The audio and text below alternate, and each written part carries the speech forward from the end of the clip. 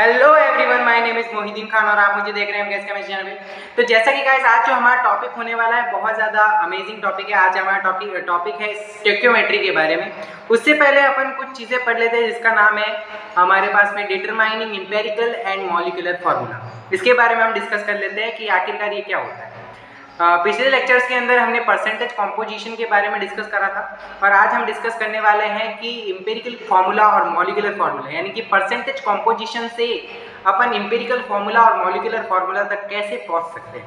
तो देखते हैं, क्वेश्चन करते हैं हमारे पास में। तो एक क्वेश्चन है हमारे पास में, determine the empirical formula of an oxide of iron which has 69.9% iron and 30.1% dioxygen by mass. यानी कि यहाँ पे आयरन का मास दिया हुआ है और यहाँ पे डाइऑक्सीजन यानी कि O2 का मास दिया हुआ है और अपन को क्या करना है, एम्पिरिकल फार्मूला बनाना है। ठीक है, और देखते हैं किस तरीके से हम एम्पिरिकल फार्मूला बना सकते हैं इसके थ्रू। तो अपन क्या करते हैं, यहाँ पे परसेंटेज दिए हुए अपन को, उससे अपन को क्या करना है, एम्पिरिकल फार्मूला बनाना है और इससे ही हम मॉलिक्यूलर फार्मूला भी बनाएंगे। क्वेश्चन में अपन को सिर्फ एम्पिरिकल फार्मूला के बारे में बताएंगे, लेकिन हम मॉलिक्यूलर फार्मूला के बारे में भी सीखेंगे। तो देखते हैं क्या हो सकता है हमारे पास में। पहला स्टेप क्या है हमारे पास में, पहला स्टेप है कन्वर्ट मास परसेंट टू ग्राम। यानी कि जो को अपन को जो मास परसेंटेज दिया हुआ है 69.9%, 30.1%, उनको अपन को ग्राम के अंदर कन्वर्ट करना है। तो कन्वर्ट कर लेते हैं।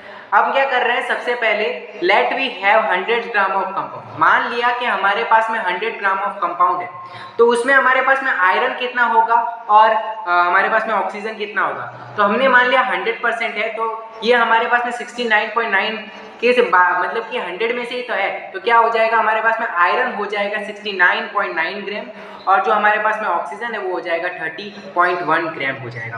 बिल्कुल ज़्यादा सिंपल है, बहुत सिंपल है। ठीक है, फिर अपन को क्या करना है, सेकेंड स्टेप के अंदर convert into number of moles of each element. मतलब कि जो आयरन है और जो ऑक्सीजन है उसके नंबर ऑफ मोल कैलकुलेट करने हैं। कर लेते हैं number of mole calculate. Moles of iron हमारे पास में हो जाएगा 69.9। ये क्या है, हमारे पास में गिवन जो मास दिया है वो है और डिवाइड में हमारे पास में है 55.8। ठीक है, तो यहाँ पे ये क्या है, 55.8 जो है हमारे पास में एटॉमिक क्या होता है, हमारे पास में एटॉमिक मास होता है किसका, आयरन का। तो यहाँ पे बहुत सारे लोगों के दिमाग में क्वेश्चन उठेगा कि अगर हम नंबर्स ऑफ मोल कैलकुलेट कर रहे थे तो वहाँ पे ग्राम एटॉमिक मास ले रहे थे और वहाँ पे अपन कैलकुलेट कर रहे थे, तो वहाँ पे जो वैल्यू थी हमारे पास में 6.022 × 10⁻23 थी। लेकिन वहाँ पर ये हम यहाँ पर ये कंसिडर नहीं कर रहे, क्योंकि यहाँ पे अगर हम कंसिडर करेंगे तो हमारी जो कैलकुलेशन है वो बहुत ज़्यादा कॉम्प्लिकेटेड हो जाएगी। इस वजह से हम नहीं कर रहे, उसको इग्नोर कर सकते हैं। ठीक है, तो इसको जब सॉल्व करेंगे तो हमारे पास में आएगा 1.25 यहाँ पे निकल करके आएगा मास ऑफ आयरन। उसके बाद में मास ऑफ ऑक्सीजन निकाल लेते हैं। हमारे पास में जो गिवन मास है 30.1 और हमारे पास में डिवाइडेड बाय 60 जो कि मास होता है हमारे पास में ऑक्सीजन का, तो हमारे पास में 1.88 निकल करके आएगा। ये सेकंड स्टेप हमारा पास में कंप्लीट होता है। अब थर्ड स्टेप हमारा पास में क्या होता है, ओवरऑल 5 स्टेप होते हैं। 4 स्टेप के अंदर, 4 स्टेप के अंदर अपन क्या कर सकते हैं, एम्पिरिकल फार्मूला निकाल सकते हैं और 5वें स्टेप के अंदर अपन को पता चलता है कि मॉलिक्यूलर फार्मूला एम्पिरिकल फार्मूला के थ्रू कैसे निकलेगा। ठीक है, तो अपन का जो तीसरा स्टेप है वो क्या है, divide mole value by the smallest number. अब देखो हमारे पास में स्मॉलेस्ट नंबर क्या आया था, 1.25 आया था, जो कि हमारे पास में मास ऑफ आयरन था। अब उसको क्या करेंगे, अपन जो दोनों वैल्यू है उससे डिवाइड कर देंगे। बेसिकली हमको क्या चाहिए, एक रेशियो चाहिए। तो देख लेते हैं किस तरीके से। जो हमारे पास में आयरन और ऑक्सीजन का एक रेशियो चाहिए, तो इसकी जो वैल्यू थी वो 2.5 आई थी हमारे पास में और ऑक्सीजन की जो वैल्यू थी हमारे पास में कितनी आई थी, 1.88 आई थी। तो इससे हम डिवाइड कर लेंगे 1.25 से, तो हम डिवाइड कर लेते हैं। अब हम जब डिवाइड करेंगे इस दोनों को तो हमारे पास में 1:1.5 निकल करके आएगा। ठीक है, तो हमारे पास में यहाँ पे एक वैल्यू जो आ रही है डेसिमल के अंदर आ रही है, जो कि अपन को बिल्कुल भी जमेगा नहीं। तो अपन को नहीं जमेगा, तो इसको डेसिमल को हटाने के लिए अपन क्या कर सकते हैं, इसके ऊपर नीचे क्या करेंगे, 2 से मल्टीप्लाई कर देंगे तो हमारे पास में 100 हो जाएगा। तो हम ऊपर नीचे से 2 से मल्टीप्लाई कर देंगे तो हमारे पास में जो रेशियो निकल करके आएगा 2:3 निकल करके आएगा। तो ये हमारा तीसरा स्टेप कंप्लीट होता है। अब हमारे पास में चौथा स्टेप क्या है, right the empirical formula using symbols of element which respective number. यहाँ पे अपन को क्या करना है, जो हमारे पास में पहले जो सिंबल्स होते हैं, आयरन का क्या होता है, Fe होता है, ऑक्सीजन का O होता है, वो लिखने हैं और उसके बाद में जो ये नंबर है उसको वहाँ पे लिख देना है, यानी कि Fe2O3 हो जाएगा हमारे पास में empirical formula of iron oxide. बिल्कुल सिंपल है। चौथे स्टेप में अपन के पास में क्लियर हो जाता है कि किस तरीके से हम एम्पिरिकल फार्मूला इसका बनाते हैं। अब बात करते हैं कि मॉलिक्यूलर फार्मूला बेसिकली निकलेगा कैसे। तो मॉलिक्यूलर फार्मूला की बात करते हैं तो मॉलिक्यूलर फार्मूला निकालने से पहले अपन को क्या निकालना पड़ेगा, एम्पिरिकल फार्मूला मास। अब ये एम्पिरिकल फार्मूला मास कैसे निकालेंगे, जैसे कि हमारे पास में आया Fe2O3, तो हमारे पास में पता है कि जो आयरन का जो हमारे पास में एटॉमिक जो मास है हमारे पास में होगा 55.8 और इसको मल्टीप्लाई करेंगे 2 से क्योंकि Fe2 है, और हमारे पास में जो ऑक्सीजन का मास होता है वो 16 होता है, इसको मल्टीप्लाई करेंगे 3 से क्योंकि उसके सबस्क्रिप्ट में क्या था 3 था। तो हम इसको जब कैलकुलेट करेंगे तो हमारे पास में आएगा 159.6 ग्राम्स निकल करके आएगा। ये है एम्पिरिकल फार्मूला मास। और फिर अपन को क्या करना है, इसका जो मोलार मास होता है, ठीक है, वो निकालना है। अब ये मोलार मास अपन को कहाँ से पता चलेगा, अगर अपन को मोलार मास क्या होगा क्वेश्चन के अंदर दिया होगा, क्या होगा, गिवन होगा। वो मोलार मास अपन को क्या होगा, गिवन होगा। फिर अपन को क्या करना है, उस मोलार मास को डिवाइड कर, मतलब मोलार मास और एम्पिरिकल फार्मूला मास को जब डिवाइड करेंगे तो हमारे पास में एक वैल्यू आएगी, और उस वैल्यू को हम एम्पिरिकल फार्मूला की जो सबस्क्रिप्ट होती है उसमें डिवाइड कर देंगे तो हमारे पास में जो फार्मूला निकल करके आएगा वो हमारे पास में क्या होगा, मॉलिक्यूलर फार्मूला। यानी कि जो n इज इक्वल टू हम मोलर मास कर लेंगे और यहाँ पे क्या हो जाएगा हमारे पास में एम्पिरिकल फार्मूला मास, और ये n की जो वैल्यू निकल कर आएगी वो हमारे पास में क्या होगी, उसको अपन एम्पिरिकल फार्मूला के सबस्क्रिप्ट में क्या कर देंगे, मल्टीप्लाई कर देंगे। जैसे कि हमने ग्लूकोज का फार्मूला देखा था मॉलिक्यूलर फार्मूला, वो क्या होता है C6H12O6 होता है, और उसका जो एम्पिरिकल फार्मूला होता है वो क्या होता है, उसका जो एम्पिरिकल फार्मूला होता है वो CH2O होता है, CH2O होता है। अगर जब हम इस एम्पिरिकल फार्मूला को 6 से मल्टीप्लाई करते हैं तो हमारे पास में मॉलिक्यूलर फार्मूला निकल करके आता है।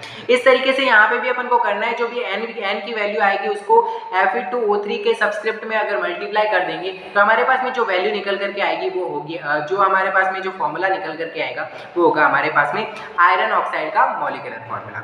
तो चलते हैं आगे का जो हमारा टॉपिक है, आज का जो हमारा टॉपिक है स्टैक्योमेट्री, उसको शुरू करते हैं कि व्हाट इज स्टैक्योमेट्री, स्टैक्योमेट्री बेसिकली होती क्या है। तो चलिए शुरू करते हैं। तो यहाँ पे लिखा हुआ है जो स्टैक्योमेट्री होती है वो ग्रीक भाषा के दो शब्दों से मिलकर के बनी हुई होती है, दो वर्ड से मिलकर के बनी होती है। एक होता है स्टैक्योन, स्टैक्योन का मतलब होता है एलिमेंट्स, और एक होता है मेट्रॉन, मेट्रॉन का मतलब होता है मेजर, यानी कि किसी भी चीज को मेजर करना, मेजरमेंट करना। बहुत ज्यादा सिंपल है। और इसके अंदर बेसिकली हम उन चीजों की बात करते हैं, मासेस की बात करते हैं। हम क्या करते हैं, किसी भी रिएक्शन के अंदर मासेस की बात करते हैं और कभी कभी वॉल्यूम्स की भी बात करते हैं, ठीक है। तो अपन को उससे पहले क्या हमारा कॉन्सेप्ट क्लियर होना चाहिए केमिकल रिएक्शंस के बारे में, कि केमिकल रिएक्शन क्या होती है, कैसे होती है। तो अपन को पता है केमिकल रिएक्शन के बारे में कि जो भी केमिकल रिएक्शन होती है, जैसे कि हम एक रिएक्शन का एग्जांपल लेके समझ सकते हैं। जैसे कि मैग्नीशियम जब ऑक्सीजन से कंबाइन करता है, मैग्नीशियम ऑक्सीजन से कंबाइन करता है तो हमारे पास में बनता है मैग्नीशियम ऑक्साइड, यानी कि मैग्नीशियम और ऑक्सीजन आपस में रिएक्ट किया है, उसके अंदर कुछ चेंज हुआ है, तो उनको क्या कहते हैं, हम रिएक्टेंट्स कहते हैं। उनको क्या कहते हैं, हम रिएक्टेंट कहते हैं, जिसके अंदर रिएक्शन हुई है, बेसिकली उनको क्या कहते हैं, रिएक्टेंट कहते हैं। और रिएक्शन से होने के बाद में हमारे पास में जो प्रोडक्ट बना है, जो हमारे पास में रिजल्ट आया है, उसको अपन क्या कहते हैं, प्रोडक्ट कहते हैं। क्या कहते हैं, प्रोडक्ट कहते हैं। बहुत ज़्यादा सिंपल है। अब हम बात कर लेते हैं यहाँ पे बैलेंस्ड केमिकल इक्वेशन की। बैलेंस, आखिरकार हम बैलेंस करते क्या है, सबसे पहला तो दिमाग में यही क्वेश्चन आता है कि आखिरकार ये बैलेंस एक बहुत बड़ी समस्या होती है लोगों के लिए। आखिरकार बैलेंस क्यों करते हैं, तो बैलेंस इस वजह से करते हैं क्योंकि स्टार्टिंग में जब हम some basic concept of chemistry पढ़ रहे थे तो उसके अंदर ही मैंने बोला था कि जो law of conservation of mass equal होना चाहिए, यानी कि रिएक्शन से पहले और रिएक्शन के बाद जो मास होता है वो इक्वल होना चाहिए। बिफोर रिएक्शन और आफ्टर रिएक्शन जो एटम्स होते हैं वो क्या होना चाहिए, नंबर ऑफ एटम इक्वल होने चाहिए। जैसे कि एग्जांपल के थ्रू समझ लेते हैं। यहाँ पे क्या हो रहा है, मैग्नीशियम और ऑक्सीजन कंबाइन हो रहे हैं और हमारे पास में बन रहा है मैग्नीशियम ऑक्साइड। अब देख लेते हैं दोनों तरफ एटम बराबर है कि नहीं। यहाँ पे मैग्नीशियम है कि यहाँ पे भी मैग्नीशियम, यानी मैग्नीशियम तो बैलेंस है। ऑक्सीजन यहाँ पे 2 है और यहाँ पे ऑक्सीजन 1 है, यानी ऑक्सीजन बैलेंस नहीं है। तो यहाँ पे हम क्या कर देते हैं, इसके प्रोडक्ट साइड के अंदर 2 से मल्टीप्लाई कर देते हैं, ठीक है। तो यहाँ पे ऑक्सीजन तो बैलेंस हो गया लेकिन मैग्नीशियम का बैलेंस बिगड़ गया, तो हम मैग्नीशियम के साइड में क्या कर देते हैं, रिएक्टेंट के साइड में 2 से मल्टीप्लाई कर देते हैं। इस तरीके से पूरी की पूरी रिएक्शन बैलेंस हो सकती है। अगर आपको रिएक्शन बैलेंसिंग नहीं आती है तो आई बटन के अंदर लिंक आ रहा है जहां से आप रिएक्शन बैलेंसिंग को सीख सकते हैं। उसके बाद में अपन बात करते हैं कि बैलेंस्ड केमिकल इक्वेशन की बात कर लेते हैं। एक बैलेंस केमिकल इक्वेशन अपन को क्या दिखता है इसके अंदर, तो अपन को एक बैलेंस केमिकल रिएक्शन दिखी गई है कि जब हम मीथेन जो है, मीथेन CH4 CH4 जब O2 से यानी कि ऑक्सीजन से कंबाइन होता है तो हमारे पास में प्रोडक्ट में हमारे पास में कार्बन डाइऑक्साइड और वाटर बनता है यहाँ पे। और यहाँ पे अपन को ये भी दिख रहा है कि यहाँ पे सब जगह जी लिखा हुआ है। जी का मतलब होता है कि ये सारे के सारे गैसियस फॉर्म के अंदर है, इस फॉर्म के अंदर है, गैसियस फॉर्म के अंदर है, ठीक है। फिर अपन इससे कुछ और मोल के फॉर्म में अगर देखना चाहें कि क्या मोल के फॉर्म में देखना चाहे तो मोल के फॉर्म में अगर हम देखना चाहें तो यहाँ पे क्या है 1 मोल ऑफ मीथेन और 2 मोल्स ऑफ ऑक्सीजन और 1 मोल ऑफ कार्बन डाइऑक्साइड और 2 मोल्स ऑफ मतलब वाटर। यानी कि 1 मोल ऑफ मीथेन जो है ऑक्सीजन के साथ में कंबाइन कर रहा है तो हमारे पास में क्या बन रहा है, रिएक्ट कर रहा है, ऐसा बोल सकते हैं, रिएक्ट कर रहा है। तो हमारे पास में 1 मोल ऑफ कार्बन डाइऑक्साइड और 2 मोल्स ऑफ वाटर मॉलिक्यूल बन रहा है या मोल्स बन रहे हैं, ठीक है। और अगर मोल्स की फॉर्म में बोले तो हमारे पास में 1 मोल ऑफ मीथेन जो है हमारे पास में रिएक्ट कर रहा है 2 मोल्स ऑफ ऑक्सीजन से और हमारे पास में बन रहा क्या है 1 मॉलिक्यूल की बात करें तो 1 मॉलिक्यूल ऑफ कार्बन डाइऑक्साइड और 2 मॉलिक्यूल्स ऑफ वाटर बनेंगे। बिल्कुल सिंपल है, ठीक है। तो देख लेते हैं इसी तरीके से अगर हम मोल की बात कर रहे हैं तो 1 mole of CH4 react with 2 moles of O2 और हमारे पास में 1 मोल ऑफ कार्बन डाइऑक्साइड और 2 मोल्स ऑफ H2 बन रहा है। बिल्कुल सिंपल बात है। अब मॉलिक्यूल की बात करेंगे तो 1 molecules of CH4 react with 2 molecules of O2 and give 1 molecules of CO2 and 2 molecules of H2। और अगर हम ग्राम्स के अंदर बात करेंगे तो किस तरीके से हो जाएगा कि 16 gram of methane react with 64 gram of O2 and give 44 grams of CO2 and 32 grams of H2। यहाँ पे आप कैलकुलेट कर सकते हैं, बहुत ही आसान है यहाँ पे कैलकुलेट करना किसी का भी ग्राम्स के अंदर, बहुत ज़्यादा सिंपल, पिछले लेक्चर्स के अंदर भी डिस्कस कर चुके हैं। अगर आपको आज का वीडियो समझ में आया है, पसंद आया तो वीडियो को लाइक करें, चैनल को सब्सक्राइब करें। मिलता है जल्दी की नेक्स्ट वीडियो के अंदर। Thank you so much for watching.